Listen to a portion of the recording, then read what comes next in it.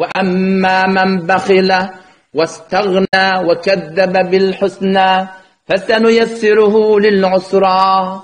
İslatla. وأما أول خذ إسلات مقابلين إسلاتلا. دور برابر مثلا. وأما من بخل إما أول آدمي كبخيل سلغته. أول خبره نعمتي أعطى بيرثدي الله يقولنا. بغير نعمتي بخيل سلغته. أول جماعة نعمتي واتقى تقوى اختيارتيه. بنيادين görünecek ki. Bu cemaat nعمتيه واستغنى بيperva kaygısına diye. Haykatsız. Sen doğru girin peygamberine kütür var ya. İşte o cemaatin ahir kısmı ne mi? وصدق بالحسنى. İslam'ı tasdik edip İslam'ın içinde kimler hak diyor ya. Bu nعمتيه. Bu diye وكذب بالحسنى. İslam'ı avursan tasdik etmeni ya adam Müslüman ne olsa ne kadar zatlar nعمتيه Hudaý hakikaten inkar ediyor. O zaman Allah Tebarek ve Teala muamelesi ne olacak? فَسَنُيَسِّرُهُ لِلْعُسْرَى. Bir de Allah şunun için kıyınçılık olacak o zaman. Neme var o kıyınçılık? Bizim edin etmişi de var o zaman. Avval başta Müslüman doğuşu bakıyçılığın günü edecek oluyor. Bakıyçılık. Türkmenler ne mi diye? Bakıyılın bağı görmedi. Görürse de miyu görmedi. Bakıyılın bağı görmedi. Görürse de miyu görmedi dedi. Bakıyçılığı Allah Tebarek ve Teala Kur'an'da Peygamber Aleyhisselam hadislerine köpçün telekirine ettirir. Bakıyçılıkta Müslümanlığa nasıl form oluyor?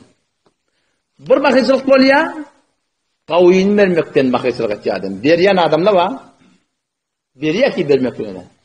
Ama ya tiyurtura, kalan açan, bir kullen peydadan alan, bir dahta bir koyuyor. ولا تيمموا الخبيث منه تنفقون وما لستم بآخذيه إلا أن تغمدوا فيه تقدر. تدرملوا ولا ولا تيمموا الخبيث هذه اللي كان قصتنا. قال أن أصلا بردادم ما شون بيرمتلا قصتنا دي. هل كشون يردنا مرجع قطعنا نحن تشين بوشي درن دي. سويجك تعدون دي هذا. قال أن أصلا ده بيرمتلا سقاطة أو ورنيا. O da bir özünün bir gerek var. O da bir çukurda aldırsan dığmat. Ama yok, berendesi başardığına oraya öz tüyen dadın, kavvarıyan dadın vermektir. O zaman şu bilen ulukan dereceleri evatam var. Dördüncü paran başlığını okuy. لَنْ تَنَالُوا الْبِرَّ حَتَّى تُنْفِقُوا مِمَّا تُحِبُّونَ. لَنْ تَنَالُوا الْبِرَّ kamil kavluğa, kamil dereceye kavluğa yetmertiniz. حَتَّى تُنْفِقُوا مِمَّا تُحِبُّونَ. Tavvarıyan dağıtlarınızdan vermektedir. Tavvarıyan dağıtlarınızdan vermektedir. Şuna kandan bakıyçılıktan özümüz çekmektedir. Her kim öz vücudunu esas ettiyendir. Şanırdan bir geliyor ki, şunu burada verecek bulanda içinden burada çekiyor. Verdirmeyecek oluyor. Sonra şu nefsine ters durup şunu vermeklik gerek. Beri versen ne mi diyor? İnsan sonra adet ediyor. Ki adamlı var bilansı verme olanı ne mi diyor? Şu petini verecek oluyor. Sahabe-i Kiram radıyallahu anh bizlere demiştik. Sahabe-i Kiram radıyallahu anh şu kavuyunu vermekten alır ettir. Hazreti Ebu Zer Gıfari radıyallahu anh, Hazreti Osman radıyallahu anh vaktinde Rabede diyen bir yerde, başka bir ova, cenginlik, dağıtlık yerde Medine'nin teorinde bir ovada yaşak etti.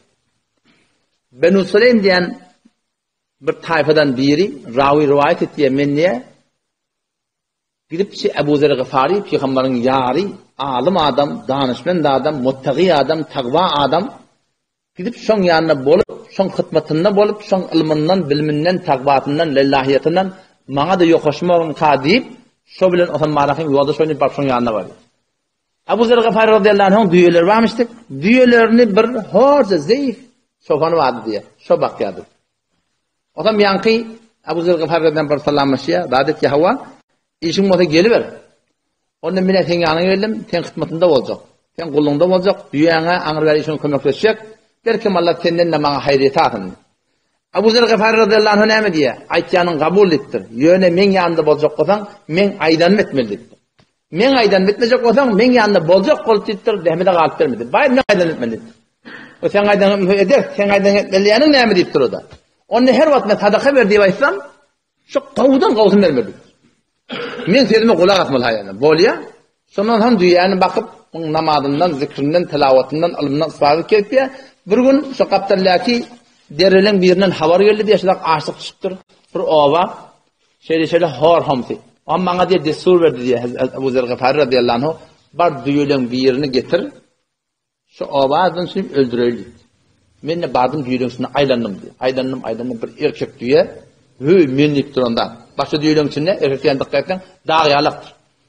Onun son ne? Osman'dan tutup diye alıp geliyordum diye. Ben soran bir sürgü dedim diye. Sırda başka erkek yok. Bunu nedirden başka erkek yok. Bunu koyuyun özüne gerek olacak kim dedim. Onu koyup diye yine içinde aylana men deyip duran düğenini tutup diye alıp kayttım diye. Öldürmeden şey. Onu getirip de dağıptır. Onu öldürmeyen onu tutuğa. Ebu Zer Gıfari radıyallahu anh şöyle gödüye düğeni. O düğenini ya da o düğenini gördür erkek diye. Ona bakakıran hemen hıyanet ettin deyip dur. Ne mi deyip? Nereden kavulun etilmeden sen deyip dur? Ben sana aytmadım mı? Karardım ben hemen kulak atmalı. Kavudun kavuyunu getirmeli. Hemen hıyanet ettin. Doğruca getir deyip. Şu kavudunlarla geldi. Sonradan gittim diye. Yankı erkek diye alıp geldim diye. Diye. Bir neyse adam gerek gitti ya Ebu Zer Gıfari. Mağın kömek kışmağına. Ne mi? Şu diyeni öldürmeli. Böyle etmeli. Ve men kanava adamı da bir sehem verin deyip diye. O ne şey? Onunla sanan men kanava adamı da bir sehem verin edafede vermem deyip. Şimdi bölün deyip diye. Diğer son bölüldü diyor. Taksim ettirir diye. Kanava da bir sehem. Galarlarını hem beni etip belek direktörlük. Sadak. Onu ben çağırdı diye. Derik geliptir. Diye şu eden işin nimetin deyip diye. Eğer sen bilip dur bedem Muhammed adite sen hıyanet ettin diye. Bilmeden Muhammed ne ettin? Aytensin diye. Onu ya Ebu Zer dedim diye şeyde bula ulakon tür diye. Yıkıcı denen erkek var. Başka erkek yok. Bunu ne versek öğret ihtiyacınız var. Ben sen öğret ihtiyacını çüreyim. Şunu koydum diye. Ona diye sen benim ihtiyacım hasarlan biliyor musun? Men ihtiyacım olburun ki men göre götüm. Men ihtiyaç bağınım şoğun. Sen men hakkında edinişin kaçıyalımız diye. Sahabe-i kiram radıyallahu anhum şöyle vermeklikte kavudun kavuyunu alıdediktirdi. Bir de şunun zindegimizde şeydi. Öyde könek vermeli olsam bir Müslüman da onun köneği yok. Ferden bolyanlar. Bir de ahım olasılığında bolyanlar. Hem bir lağın geyip ter zengir bilmehen de öyle geyip vereninler. Onun galanatsanına vereninde günah kaçırık yok ki. Yani kamil kavluğa, kamil bir kemalini ki bir diyecek olsak şol öyle istifade edip duran da adam vermeklik gerek Müslümanlar. Bu bakılsak neyme mahzeri oldu. Kavudun kavuyunu vermekliğe şahit adamın bakılsak ettiği odayı takır.